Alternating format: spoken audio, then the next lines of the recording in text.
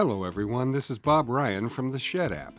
Today, we'll look at a new feature that we've developed for the Shed app that gives you the ability to track supplies associated with a building, creating an easy-to-access list of those supplies and their costs.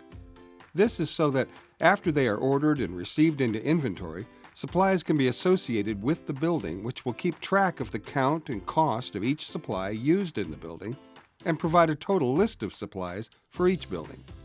When material you've ordered from a vendor arrives and is ready to be received into inventory, here's how to do that in the Shed app. First, I'll navigate to System, and then Catalogs, and then Supply. Then I click on the category for supplies that are being received, in this case, the Dimensional Supplies category. Now, I'll receive inventory by clicking over here on the right-hand side. This is the Receive Inventory icon. I'm going to go ahead and enter a price per unit, and then I'm going to add a note here as well. I'm adding a note about the vendor I've received the supply from and the invoice number. This note will show up on the PDF and can be used to help keep better track of inventory in the warehouse. So next, I'll click here to generate a PDF for this. The PDF displays the important information for this supply.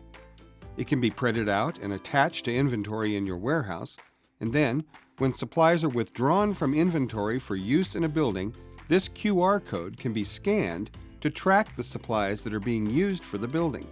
To show you how this works, I'll right-click on the QR code, which allows me to open a link in a new browser tab or new window.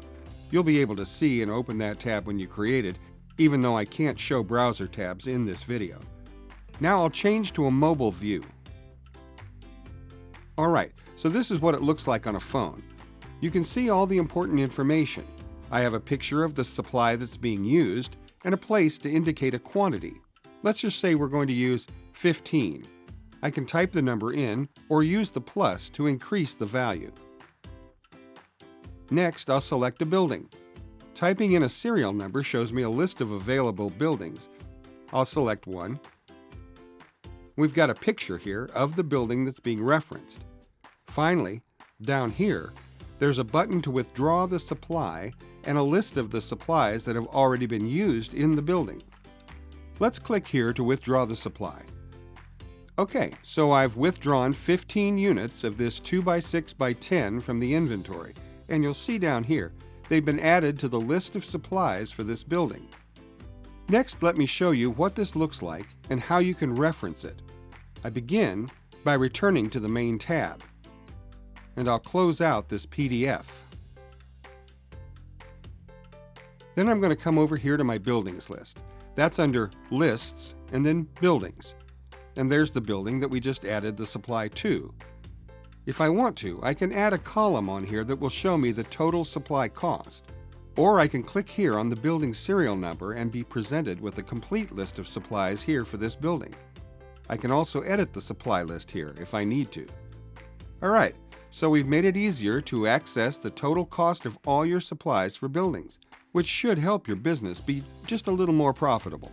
Thanks for watching, and we'll see you next time with more simplified shed stuff.